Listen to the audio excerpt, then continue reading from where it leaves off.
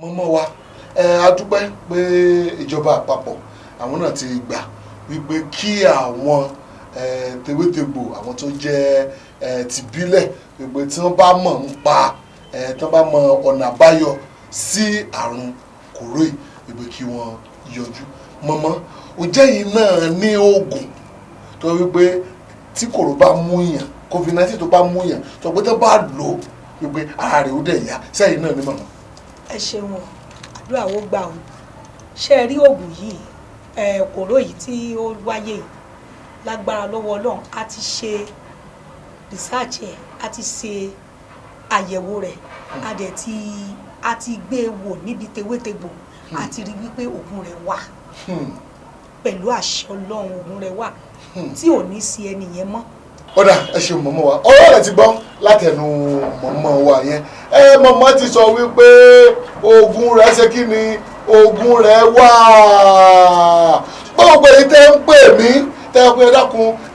ẹ fún wa nọ́mbà ìyá omi alájù ẹ dákun ẹlẹ́gínní kan tí mi ò ráyè sẹ́ndì ẹ̀ sí gbogbo yín ìyá gangan máa pe nọ́mbà wọn fúnra wọn ní ìsìn ẹ wá gbọ́ mi kí wá ṣe oògùn kòró àbí COVID-19 nìkan ń lè yà ń tọ́jú kò sí ìwọ́tọ̀ wọ́mọ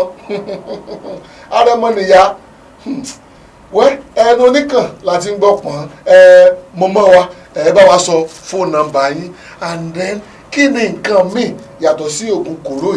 tí ọmọ Nàìjíríà tó lè jàǹfààní látara yín. ẹ ṣeun adúpẹ́ nọ́mbà mi Yèyé Àlà fún gbogbo Kwara State Ajé Kudirat Omi Alájù nọ́mbà mi ní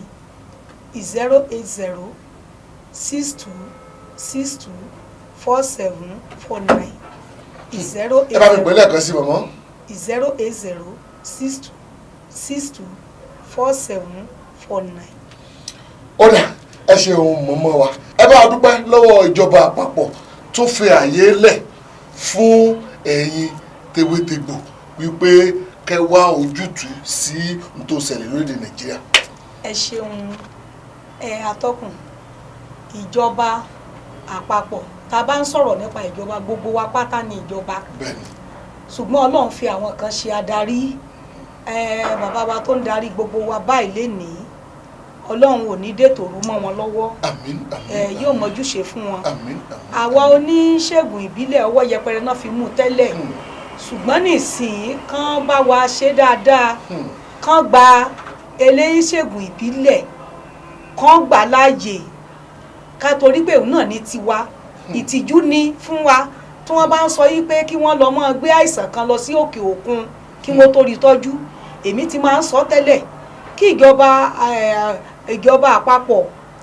kán jọ tán bá ti ń kọ́ ilé ìwòsàn ti olóyìnbó kán mọ́ kọ́ ti àwọn tìbílẹ̀ sẹ́gbẹ̀ẹ́ rẹ̀ torí àìsàn tí ò bá ti ṣe é wò níbẹ̀ yẹn kán tètè mọ́ gbé síbẹ̀ kán mọ́ jẹ́ kó di pé ó wá bàjẹ́ tán kán ṣẹ̀ṣẹ̀ ní kán lọ fẹsẹ̀ ilé tọ̀ kó tó di pé wọ́n gbé kúrò ńbẹ̀ kán tó dọ́dọ̀ ẹni tán ti fẹ́ lọ tọ́jú ẹ̀ ẹnìyàn ti wá dákẹ́ wọn lé nìyẹn pààyàn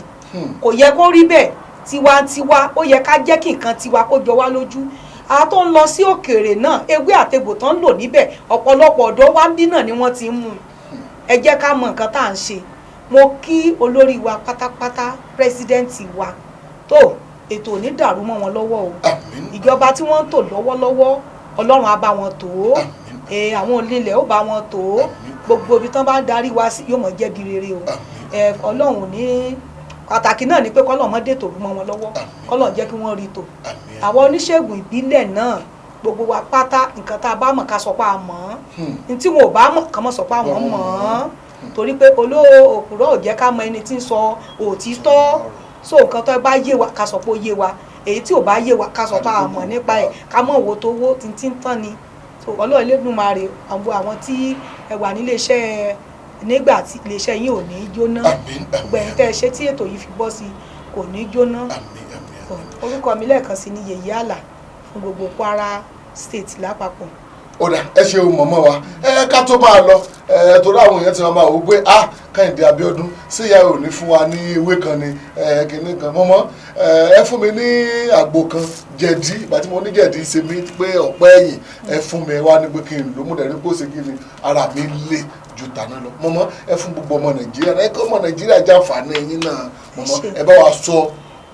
ewé táwọn èèyàn lè mú tán lè gbó papọ̀ tọ́pọ̀ tán bá mú àlàáfíà dẹ̀ dára wọn. ẹ ṣeun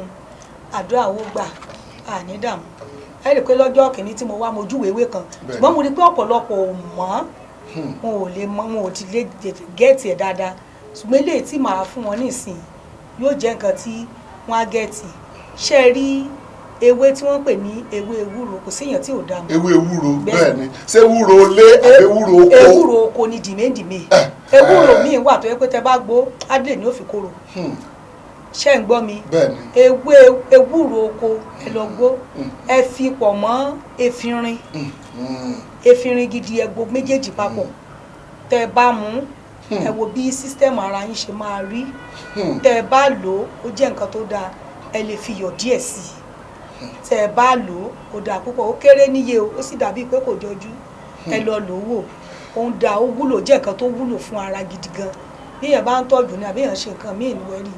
sísítẹ́ẹ̀mù rẹ̀ ó máa correct. ọ̀dà ẹ ṣeun mọ̀mọ́ wa ẹ bá wa sọ àdúgbò yín kẹ́lẹ́ bá wa sọ ẹ̀rọ ìbánisọ̀rọ̀ yín lẹ́ẹ̀kan sí mọ̀mọ́. ẹ ṣeun adúpẹ́ èmi yèyé àlà fún gbogbo Kwara State mo wà ní ìlú Ìlọrin mo ní ọ́fíìsì ní Èkó náà mo sì ní Ọ̀fà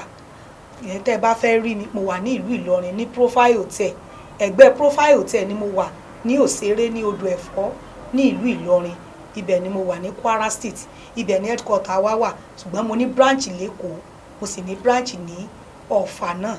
nọ́mbà mi torí pé àwọn ẹ̀sán míì tẹ́ bá fẹ́ tọ́jú gbogbo oríṣiríṣi nǹkan tó wá ń bá yín fíra ẹlòmíì wà ìlọsíwájú ló ń wá níbi iṣẹ́ níjọ́ tó ti ń ṣiṣẹ́ kò rí gbéga ìwọ tírú ẹ̀ bá ń ṣẹlẹ̀ sí kò pé nọ́mbà mi ẹlòmíì náà dẹ̀ wà níjọ́ tó tiẹ̀ ti dáyé kò nira rẹ̀ rárá àìsàn ni ẹlòmíì wà kò sí nǹkan tán ti sọ pé ó ń ṣe nínú ilé ọmọ ìwọ tírú eléyìí bá ń ṣẹlẹ̀ sí tí ò jẹ́ kó rọ́mọ bí pé nọ́mbà mi Yèyé Àlà fún gbogbo Kwara State Ajia Omi Alájù nọ́mbà mi ni 08062624749. ọ̀dà ẹ ṣeun ọ̀rọ̀ rẹ̀ ti gbọ́ látẹnu ìyá wa yẹn ẹ ti gbọ́ ọ̀rọ̀ tí wọ́n sọ ẹ rí pé obìnrin bí ọkùnrin òun ni mọ̀mọ́ ti gbọ́ nǹkan tí mọ̀mọ́ sọ mọ̀mọ́ ti pe nọ́mbà wọn o mọ́dà mi láàmú o ìsinmi máa ní Kẹ́hìndé Abíọ́dún ẹ dákun nọ́mbà mọ̀mọ́ ẹ dákun ẹ sẹ́ndì ẹ̀ sí mi ẹ wò ó pé mọ̀mọ́ àdúpẹ́ lọ́wọ́ gbọ̀nyìn tẹ́ ń pè wá gbọ̀nyìn tẹ́ ń fíláàṣì náà àdúpẹ́ lọ́wọ́ yín gbogbo ẹ̀yin tẹ́ sọ pé Kẹ́hìndé Abíọ́dún ó yá káàdì 1000 ní abùn ẹ káàdì 500 ní adúpẹ́ lọ́wọ́ yín àmọ́ lóore o àrẹ kí gómìnà wa ti ìpínlẹ̀ Kwara fún ọdún kan tí wọ́n ti pẹ́ ní orí oyè ẹ bá wa kí ayaba ìyáàfin nu ẹ bá wa kí wọn dáadáa pé ẹ kú oríire ọdún tó ń bọ̀ ìpínlẹ̀ Kwara yóò tún dáa jù báyìí lọ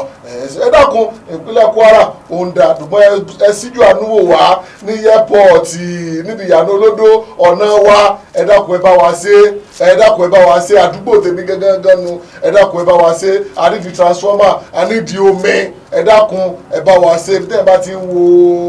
aláàárẹ̀ nìyẹn ti ń wo ara rẹ̀ náà ẹ dákun ẹ bá wa ṣe adúpẹ́ fún ọ̀gá àgbà pátápátá fún iléeṣẹ́ nígbà tí tẹlifíṣàn mo lè dúpẹ́ lọ́wọ́ ọ̀gá mi Táíwò ọmọ Azam Jagaban bàbá nìyẹn kábíyèsí o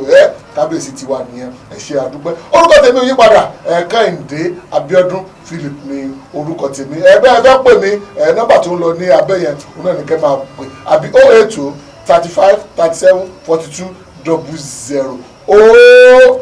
jábọ̀.